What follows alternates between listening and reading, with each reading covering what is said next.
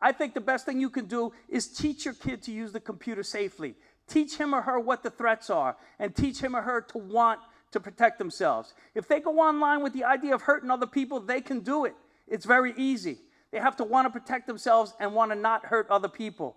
If you put a swimming pool in your backyard, don't put a fence or a gate around it and forbid people from using it. Teach your kid how to swim so they get the most of that swimming pool. It's the same thing with the internet. What the threats are. I start with an online predator. An online predator is anybody looking to hurt somebody else through the use of technology. If your kid sat on the bus this morning and sent a mean text message to some other kid on that bus, your kid is an online predator. Online sexual predators are the great white sharks of the internet. There's no easy way to explain it sometimes, but sometimes there's just an evil in this world, and the only access that evil may have to our children is through the internet. Identity thieves. Your kids are not going to be in middle school or high school forever. The money they make in their life needs to be protected from day one, that they have any kind of a social networking account where other people can visit and learn things about them. The repercussions. Every action has a reaction. Those repercussions can be positive or they can be negative. Your kid controls the repercussions based on what they post. Cyberbullying, cyber harassment, cyber stalking, and cyber threats.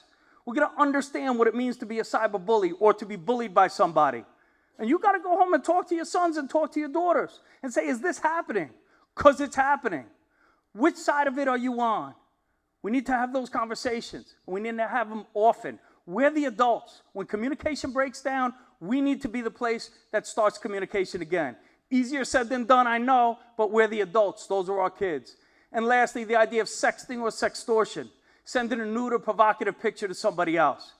I was at a high school in September, and I always assumed the kid would send a nude picture of themselves under great pressure from a boyfriend or a girlfriend. And that's the way I approached it. And there was a kid sitting up front who had moved to this school from 3 months ago from California. And he said, stop.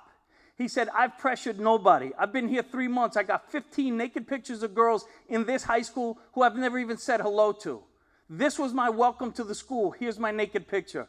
We have to talk to our sons and talk to our daughters about what's appropriate and what's private and what's public. They need to make better decisions in that area. I'm asking your kids to realize why, how, and from who they need protection. If you're a computer person, that's beautiful. You can talk technology to your kids. If you're not a computer person, it's beautiful too, because it's not about technology. It's about the human being at the other end of every click. Every message they send, every message they receive, it's going to somebody or it came from somebody. If you're not a computer person, what they need from you is your life experience. Your 12-year-old has 12 years of valuable life experience, as does your 17-year-old. You have 30 or 40 or 50 years of life experience. Do not be intimidated by devices. It's a way to communicate with other people. That's what it comes down to. Who's online? I hope your kids spend time online with people that love them and care about them. I hope you're a part of your kids' online life. But there's a criminal element online too. In the United States, we have over 800,000 registered sex offenders, people that committed crimes, got arrested for them, went to jail, and have been re-released into society. Most reputable social networking sites forbids these people from accessing those sites under their known identities. In Connecticut, we have 5786, New York, 31,000. We've told our kids since they were this big, don't talk to strangers. You know what? It applies online, and maybe it applies especially online. They have to realize if they're interacting with complete strangers on a regular basis, they're taking a risk. Sometimes the risk is interacting with who they hope is their friends. Sometimes the risk is interacting with complete strangers.